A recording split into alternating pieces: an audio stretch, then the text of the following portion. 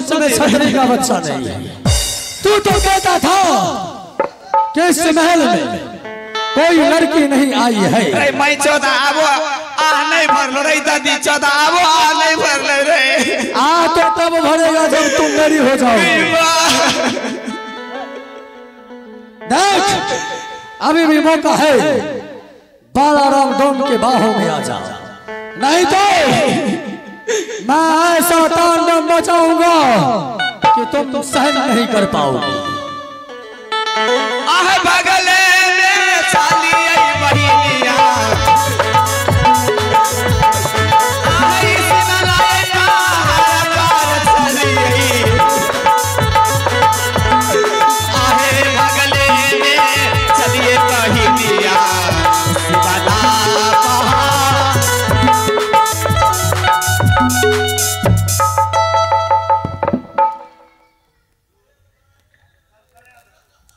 आओ। कहाँ गई रे? लेकिन भैया जात तो मलिक डोम ना है, इसके पास ये सुंदरी कहाँ गई है? सुंदरी कहाँ है? सुंदरी तू तो कहता था कि इस दरबार में कोई नहीं है, तो फिर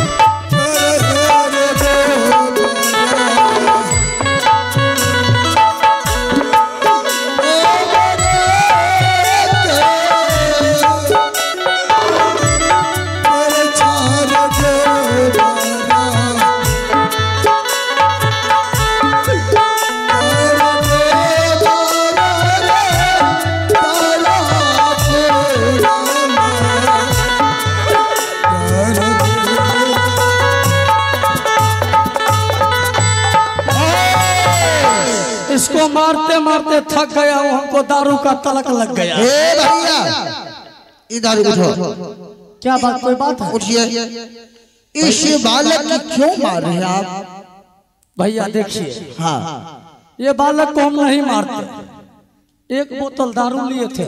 हाँ साला उधर से आया, ठोकर मार दिया, सारे दारू बह गया। सुनिए, महुआ तो छोड़ दीजिए, आपको एक फूल का दाम देते हैं। फूल बोतल? इस बालक को छोड़ दोगे? बोलिए, वादा कीजिए। भाई साहब, अगर ये बच्चा मुझको एक दारू का बोतल दे दे, एक फूल देंगे। हाथ छोड़िए, पौवा छोड़िए, फूल देंगे। अगर वो नहीं देगा तो हम तुमसे लेंगे, फिर सोच लो। उसको बदला में मेरा ही जान मार दीजिए। सही ना? हाँ। कितना देर का समय चाहिए तुमको? सिर्फ 15 से 20 मिनट समय दीजिए। 15 से 20 मिनट? हाँ चलो, हम ये 15 से 20 मिनट तुमको दे दिए। आप साथ ही बचिए तो ठीक है। ए बालक, मंत्री, मैं इस मालिक की जात वो छोटे हैं, बहुत कठिनाई जाती होते हैं। मंत्री चाहिए, जितने मेरे माता बहनों भाई बंधु बैठे हुए हैं, अपने भाई समझकर, बेटा समझकर आपको 10 रुपया 5 रुपया जरूर सहायता मारेंगे। मान चांद कर उस डोम को दे दीजिए, आपको जान क्लियर हो जाएगा। ठीक है मंत्री, जाइए। ठीक है। भीख दुख मांग इस दुनिया संसार में। हाँ। हे मेरे माता, हे बहनों, अपने भाई समझकर, बेटा समझकर 10 रुपया 5 रुपया जरूर सहायता मारेंगे। 10 का लाठी, 1 बोल।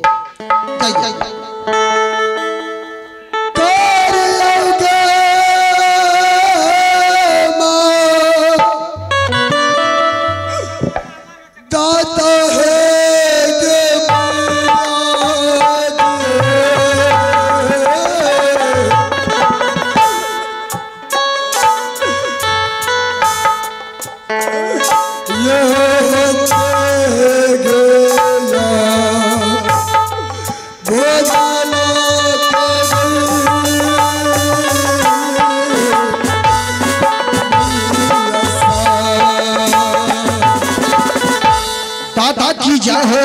दाने की जय हो। आप हैं श्रीमान जी डॉन कंपनी, इस बालक को जान बचाने के लिए एक कागज दान दिए हैं। दाता की जय हो, दाने की जय हो।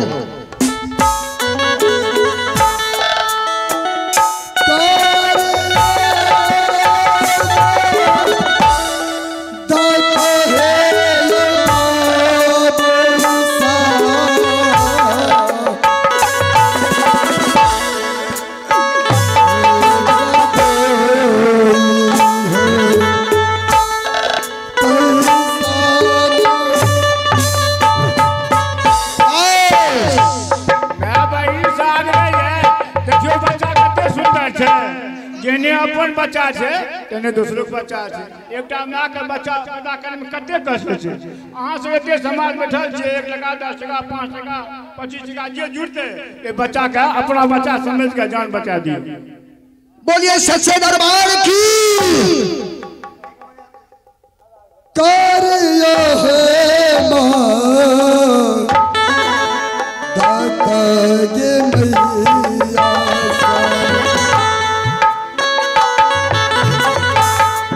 दाता की जय हो, दानी की जय हो।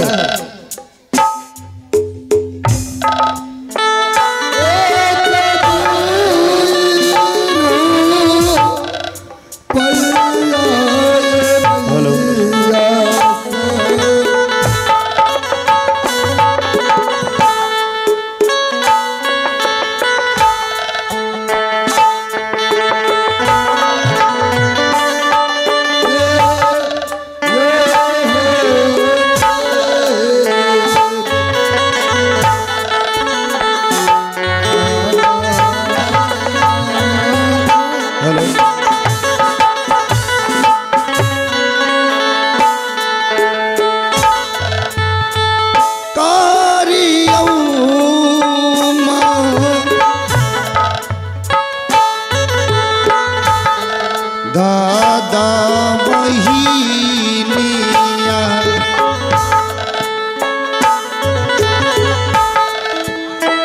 इसी होते दुखी तराही निवासी 101 रुपया पुरस्कार दिए हैं। दाता की जय हो, दाने की जय हो। यारी के ये दिशा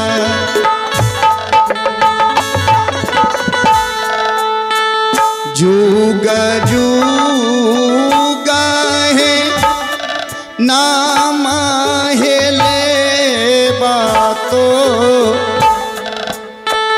तो हरो ना है बहिना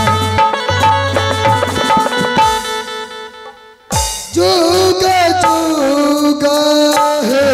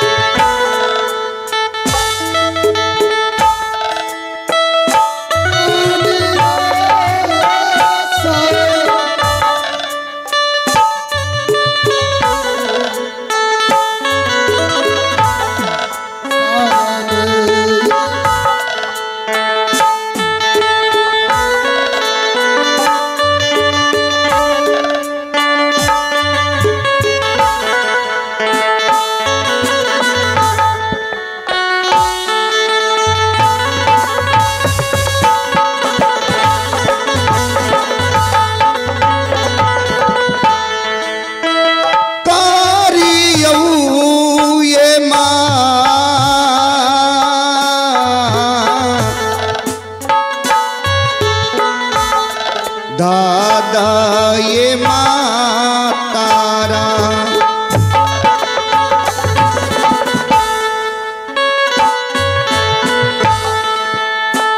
ई होते हैं या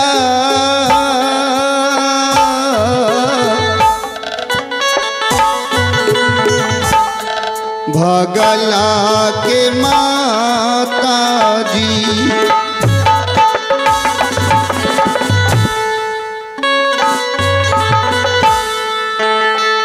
जुगा जुगा है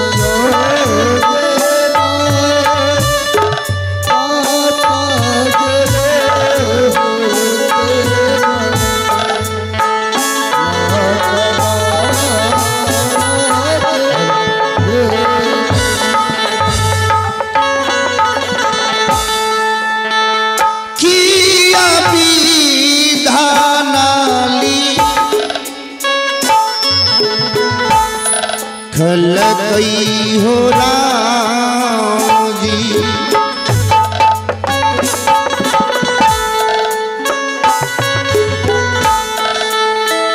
हमारा होली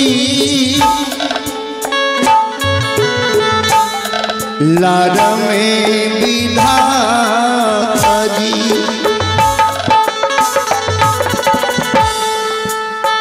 भेलिए माता जी जोरा से बेजोरा मैया जी।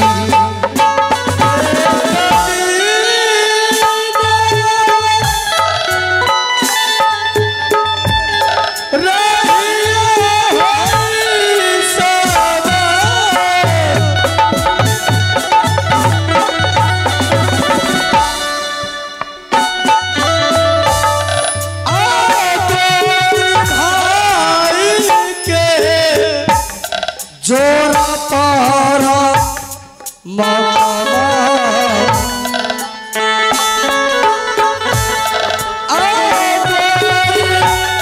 भाई के जोरा हो रही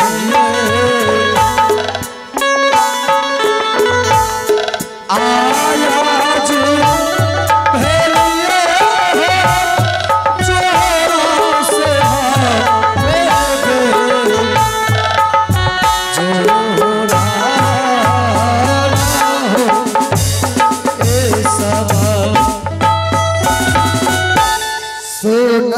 चलिए भोला बड़ा दयालु चाहिए बहिना दुखिया के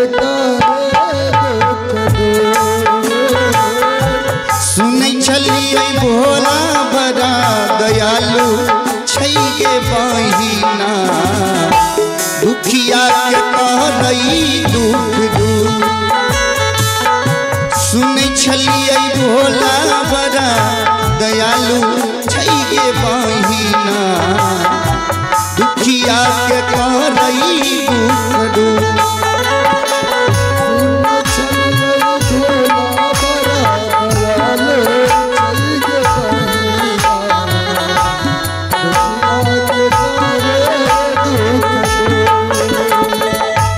कर दुख दूर भोले कर दुख दूर हो।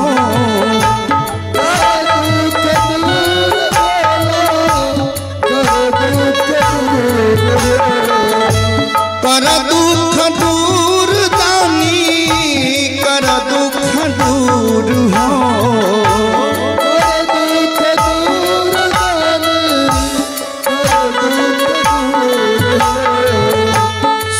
चलिए भोला बड़ा दयालु छैगे बहिना दुखिया के करई दुख दूर हो।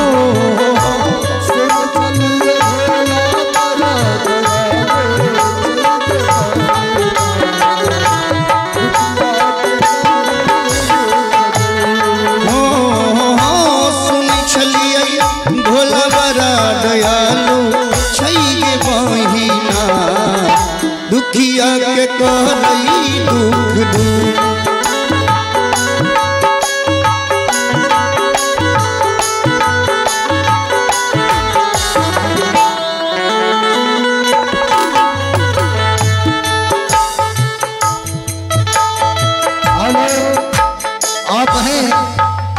आप हैं श्रीमान जी बौकू मली के धरहरा निवासी। आप हैं श्रीमान जी बौकू मली के धरहरा निवासी। एक 51 रुपया पुरस्कार दिए इस बालक को जान बचाने के लिए। दाता की जय हो, दाने की जय हो।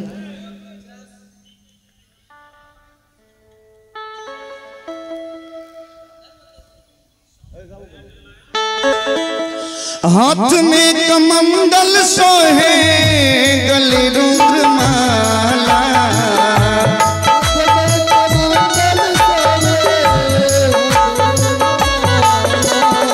ओ हाथ में कमंडल सोहे गले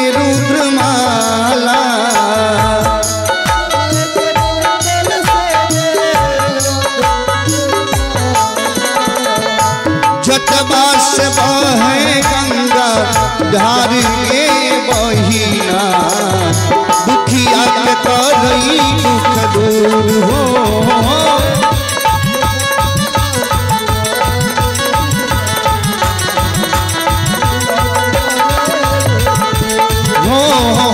सुन चलिए भोला बड़ा दयालु छैके बहिना दुखिया के करई दुख दूर हो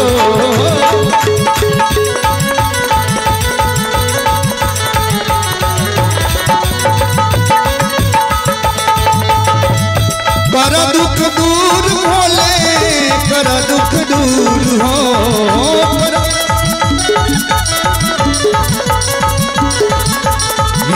सुन चलिए भोला बड़ा दयालु छैके बहिना दुखिया के करई दुख दूर हो सुन चलिए भोला बड़ा दयालु छैके बहिना दुखिया के करई दुख दूर हो सुन चलिए भोला बड़ा दयालु छैके बहिना दुखिया के करई दुख दूर।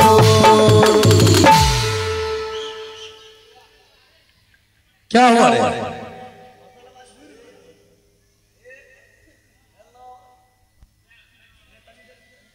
हेलो हे भैया इस बालक ने आपको एक फूल को दाम भीख दुख मांग कर ले आए हैं। कितना मांग कर लाया है? एक फूल से ज्यादा होगा। लाओ मेरे हाथ को। इसमें एक फूल होगा और शुगर का मीठ कहां से लाऊंगा? आहा हे भगवान हे धरती माँ फाटा हम तोड़ से धरती के अंदर तुम नहीं जाओगे। ये राजपूत है, इसका भाई बोला था। आज मैं इनसे भीख मंगवाया, जाओ रे छतरी। और भीख मंगवाया हो तो इसका दारू पिएंगे। तुम दारू लेकर क्या हो तो गलत आदमी नहीं ना? हम बिल्कुल सच्चा आदमी हैं। चोर लुच्चा पैसा लेकर नहीं भागेगा। आप महुआ लीजिएगा कि इंग्लिश लीजिएगा? जो मिल जाएगा तुरंत चाहिए, लेकिन हम तुरंत लेते हैं। जल्दी लेकर के आओ। जब मैं दारू पीऊंगा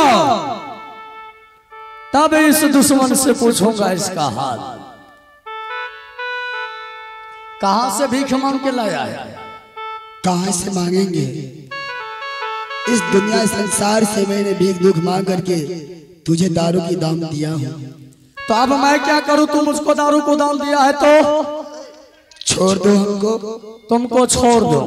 हाँ रात तुझको छोड़ दो रे। ऐसा तो हमने कभी सोचा। आप हैं नन्हे मुन्ने बालक कृष्णा कुमार शिवाजी। इसी बालक को जान बचाने के लिए 11 रुपया दान दिए हैं। हमारे पार्टी ओर से जय हिंद जय भारत। दादा की जय हो, दानी की जय हो। पैर पकड़ पैर पकड़ पैर पकड़ पैर पैर पकड़ता हूँ, मुझे माफी मांग माफी। ऐसे है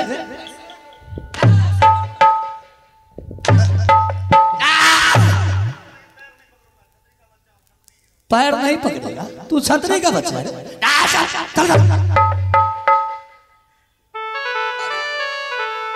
बालाराम डोम, अरे मुझे छोड़ दो। मैंने भीख दुख मांग करके दिया हूँ। कातिल रहेगा जाना रे।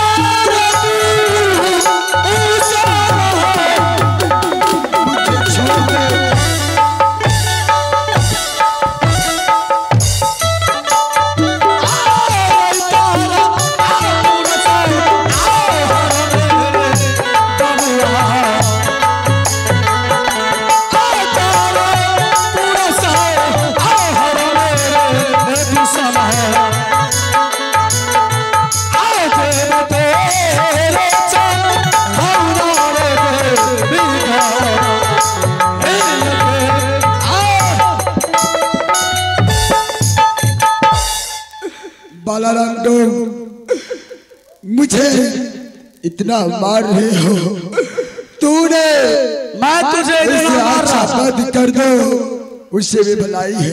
इतना मार रहा हूँ और तुम्हारे आंख में आंसू नहीं है।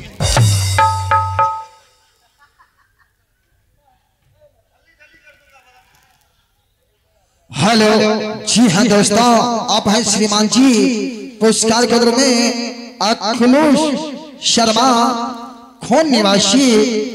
दिल में लगा चोट तो निकाल दिया 51 रुपया के नोट। हमारी पार्टियों से जय हिंद जय भारत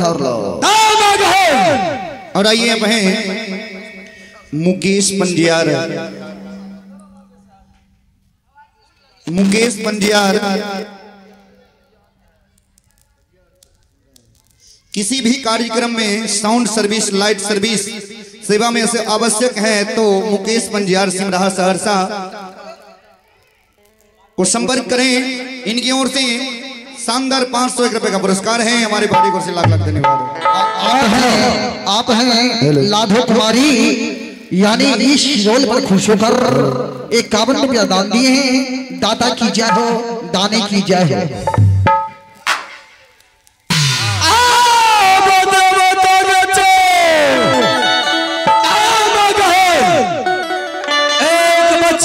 मैं तुम्हारे नाम से बलि चढ़ाने के लिए जा रहा हूँ, इसका बलि भी कबूल कर लेना माँ।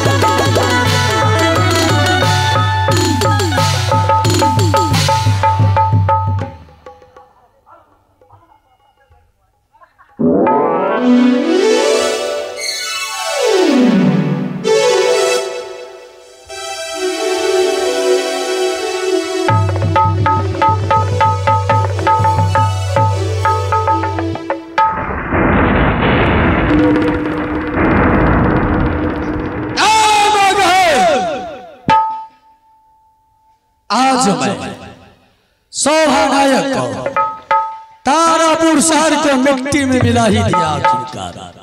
अब मैं इसी तारापुर में छिप कर बैठता हूँ। अब मेरी प्यारी अपने महल से बाहर आएगी, क्योंकि एक देवर को मरा हुआ सर कटा हुआ देखकर भागी है। उसके दिल में चैन नहीं होगा, वो बेचैन होगा अपने देवर से मिलने के लिए। ठीक यही मौका है, उसकी बेचैनी में अभी तुरंत दूर कर देता हूं।